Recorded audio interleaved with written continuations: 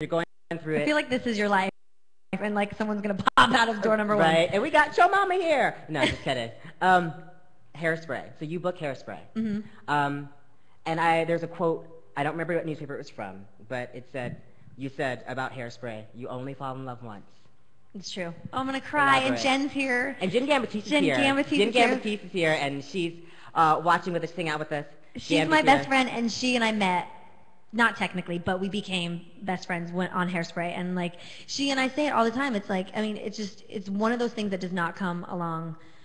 I mean, but once in a lifetime, and you know, because people would always ask me, well, which one do you like better, which is different, Wicked or Hairspray? And it's like, there's no comparison. Hairspray was like from the ground up, and we were a family. It just was like this, like it literally was like someone reached down from heaven and like placed all these people together in this situation, from the top down, like creatives, producers, writers, like cast. It just, I mean, all of us, still some of my best friends are from that show. You, Camila, Michelle, like Kitty. Rashad, Adam, John, like everybody.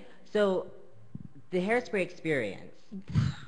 Now, first of all, I have to tell you that cast, we called it as far as an ensemble goes, the all-star cast, because everyone in that cast is amazing. Let me just make a point about that. Do you remember our first year at Gypsy of the Year? We did like Gypsy or Easter Bonnet or something, and you know how the Urinetown cast would always have that sheriff and the little girl, and they would be mean to everybody. Yeah. And they said, it was Megan Lawrence at the time, and she's like, oh, the Hairspray cast?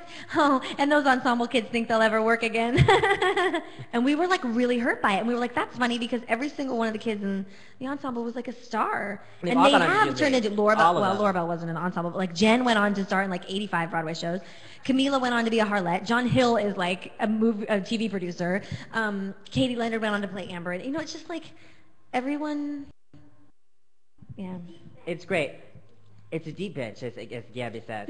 But you also had a reputation, cast Hairspray. We did? And they were known as the short bus of Broadway. We ourselves that, because every time we would show up at a gig, like other casts would have like we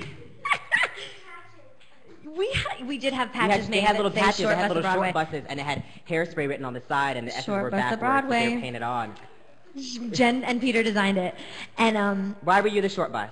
Because it started with like just how bootleg we were, in that like people showed up late, or like then we would have a gig, an appearance, and this is in the beginning when like the buzz was coming out about Hairspray, when we had like an appearance at Broadway on Broadway or something, and like just people would be showing up late and straggling, and like we'd show up in like the Aida cast, all had their like V-neck Aida embroidered t-shirts tucked in, same color jeans, and like our cast, you know, some people cut like the sleeves off, some people rhinestoned like the Hairspray, some people like tied it up into like this, like Brooke, didn't she wear it like in a half thing? And like some people wearing khakis. We were like, oh, you guys, we look ragtag. Wasn't there something at the Tony Awards, people lost their credentials? Or I'm sure. It was always stuff like that. People show up late. People didn't know what, you know, and credentials lost. What else?